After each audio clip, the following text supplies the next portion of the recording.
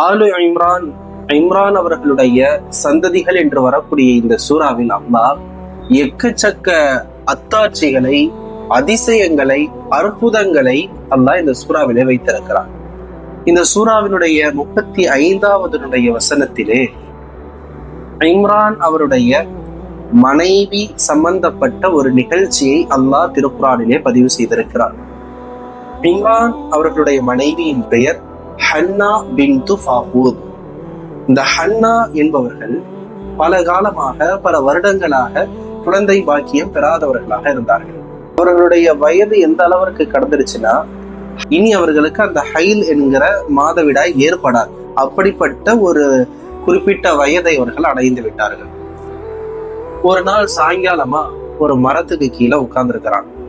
இப்ப அந்த மரத்து மேல ஒரு பறவை தன்னுடைய குஞ்சுகளுக்கு தொலைதூரத்திலிருந்து தான் எடுத்து வந்த அந்த உணவுப் பொருளை தன் வாய் மூலமாக அந்த குஞ்சுகளுக்கு ஊட்டி கொண்டிருக்கிறது.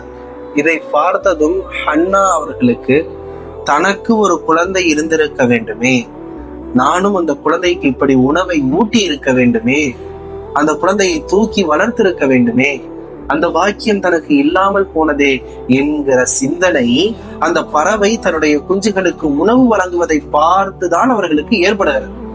இதை பார்த்ததுமே அல்லாஹ்விடத்திலே துவா செய்த அந்த நிகழ்ச்சி அல்லாஹ் இந்த சூரத்து ஆலி இம்ரானிலே பதிவு செய்திருக்கிறான். இது காலத் இம்ராத்து இம்ரான் ரப்பி இன்னி நதர்து லக மாஃபி பதனி முஹர்ரரா. இறைவா, எனக்கு ஒரு குழந்தை வேண்டும். என்னுடைய வயிற்றில் வளரப்போக வேண்டிய குழந்தை அது ஆண் குழந்தையாக இருக்க வேண்டும். அந்த குழந்தையை நான் உனக்காக நதிர் செய்கிறேன், நேர்ச்சை செய்கிறேன் என்பதாக தன்னுடைய உள்ளத்திலே ஒரு எண்ணத்தை வைத்துக் கொள்கிறார்கள் ஹன்னா அலைஹா ஸலாத்து வஸ்ஸலாம். நம்ம கூட இன்னைக்கு பரவலா பார்க்கிறோமா இல்லையா? என் பிள்ளைக்காக நேர்ச்சை செஞ்சிருக்கேன், அவங்களுக்காக நேர்ச்சை செஞ்சிருக்கேன், இவங்களுக்காக நேர்ச்சை செஞ்சிருக்கேன்ற ஒரு வார்த்தை புலங்கள் நம்முடைய குடும்பங்கள்ல இருக்கிறது. நதிர் என்பது, நேர்ச்சை செய்வது என்பது அது அல்லாஹ்விற்காக மட்டும்தான் இருக்கும். நம்முடைய தேவை என்னவாக வேண்டுமானாலும் இருக்கலாம்.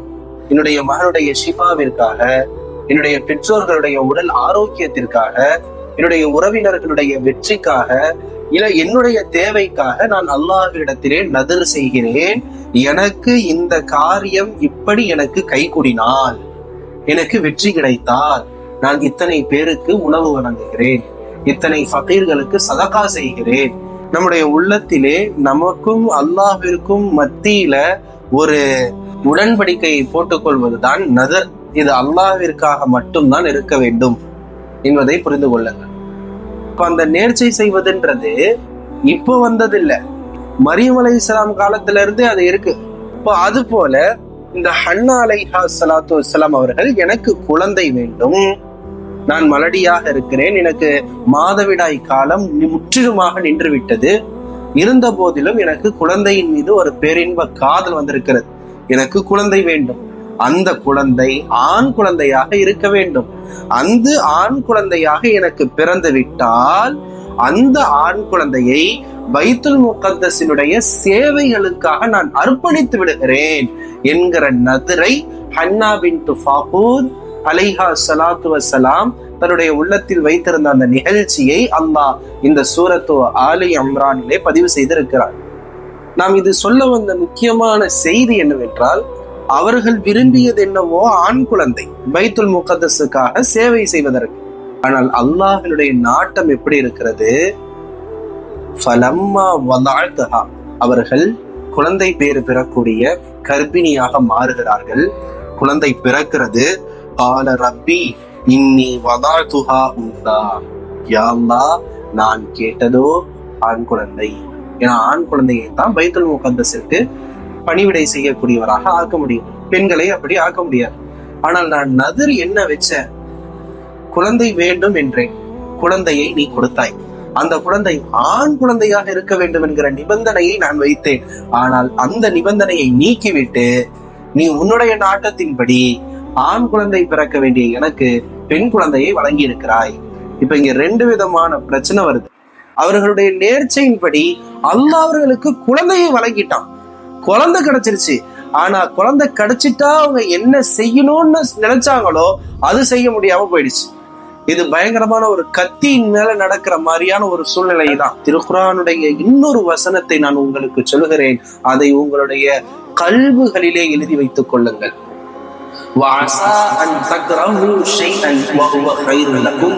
அல்லாஹ் சொல்லுகிறான், மக்களே, நீங்கள் ஒரு விஷயத்தை வெறுப்பீர்கள், வேண்டாம் என்று விரண்டு ஓடுவீர்கள், ஆனால் அதன் மூலமாக அல்லாஹ் உங்களுக்கு ஏராளமான நலவுகளை, கைறுகளை, நல்லதை வைத்திருக்க கூடும், உங்களுக்கு தெரியாது.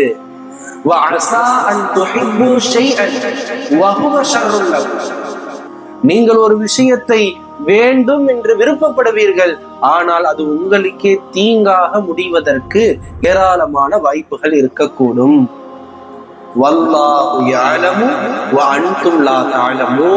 அல்லாஹ் எல்லாவற்றையும் அறிந்தவன், உங்களுக்கு எதுவுமே தெரியாது. அல்லாஹ் அக்பர். அந்த ஆயத்தினுடைய அப்படியே முழு உருவமாக ஹன்னா பின்த் ஃபாக்கூத் அலைஹா ஸலாத்து வஸ்ஸலாம் அவர்கள் இருக்கிறார்கள். ஆசைப்பட்டு கேட்டது ஒன்று, கிடைத்தது வேறு. இன்னைக்கு நம்ம பல பேர் அந்த சூழ்நிலையில தான் இருக்கிறோம். ஒரு இக்கட்டான சூழ்நிலையில நம்ம ஒருவர் மீது மிகப்பெரிய நம்பிக்கை வைத்திருப்போம், ஆனால் அவர் காலை வாரிட்டு போயிடுவார். ஆனா நம்ம யார பிடிக்காது, இவர் மூலமா தான் நம்மளுடைய வாழ்க்கை இப்படி ஆச்சுன்னு நம்ம நினைச்சிட்டு இருப்போம். ஆனா அவர் மூலமா அல்லாஹ் ஒரு மிகப்பெரிய உதவியை நம்மளுக்கு செய்திருப்பார். இதை நீங்க அனுபவபூர்வமா நிறைய இடத்துல நீங்க உணரலாம். நாம் ஆசைப்படுவது நமக்கு தீங்காக அமையலாம், நாம் தீங்கென நினைப்பது நமக்கு விருப்பமானதாக ஆகலாம். அல்லாஹ்வே நன்கு அறிந்தவன், என்னை படைத்தவன் அவன், எனக்கு எது ஹைர், எது நல்லது, எது எனக்கு ஷர், தீங்கானது என்பதை என்னை விட அவன் அறிந்தவன். ஏன்னா அவன் சொல்லிட்டான்ல, வல்லாஹு யஅலமு வ அன்தும் லா தஅலமூன். உனக்கு எதுவும் தெரியாது, எனக்கு எல்லாம் தெரியும், நீ கடந்து போ, முன்னேறி செல், உனக்கு என்னென்ன ஹைறுகள் தேவையோ அதை நான் ஏற்படுத்துகிறேன், என்னென்ன ஷர்றுகள் இருக்கிறதோ அதையெல்லாம் நான் நீக்குகிறேன். ஆனால் அல்லாஹ் ஹன்னா அவர்களுக்கு சொன்னான், உலகத்தில் பிறந்த எத்தனையோ ஆண் மகன்கள் உனக்கு பிறந்த பெண் குழந்தையை போல அல்ல. நீங்கள் நினைத்தது போலயே உங்களுக்கு ஆண் குழந்தையே கிடைத்திருந்தாலும் இந்த பெண் குழந்தையின் மூலமாக உங்களுக்கு கிடைத்த சிறப்பு வேறு எத்தனை ஆண் குழந்தைகளை நீங்கள் பெற்று பைத்துல் முகத்தஸிற்கு அர்ப்பணம் செய்திருந்தாலும் அதற்கு ஈடாகி இருக்க முடியாது. அல்லாஹ் அக்பர். அந்த பெண் குழந்தை தான் மரியம் அலைஹா ஸலாத்து வஸ்ஸலாம்.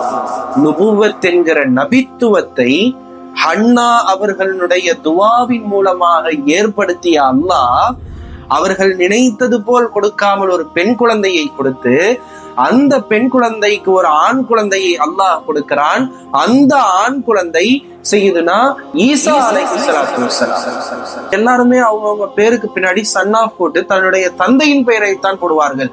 ஆனால் உலகத்திலேயே தன்னுடைய பெயருக்கு பின்னால், அதுவும் ஒரு நபியினுடைய பெயருக்கு பின்னால் தந்தையின் பெயர் வரவில்லை, ஒரு தாயின் பெயர் வந்தது. ஈசா இப்னு மரியம், மரியமின் குமாரர் ஈசா அலைஹிஸ்ஸலாத்து வஸ்ஸலாம். நீங்கள் உலக விஷயங்களை பார்க்கிறீர்கள், நீங்கள் ஒன்றை விருப்பப்படுகிறீர்கள், அது உங்களுடைய விருப்பத்திற்கு மாற்றமானதாக நடந்தால் சிந்தித்துக் கொள்ளுங்கள், இது அல்லாஹ்வினுடைய கலாகதர், அல்லாஹ்வினுடைய நாட்டம். சரி, நாம் நினைத்த இந்த ஹைரிலே ஏதாவது ஒரு விதத்திலே நமக்கு தீங்கி இருக்க போய்தான் அல்லாஹ் அதை தடுத்திருக்கிறான். நாம் தீங்கு என்று எதை ஒதுங்கி சென்றோமோ அதில் பலவிதமான ஹைறுகளை, நலவுகளை அல்லாஹ் நமக்கு வைத்திருக்கிறான்.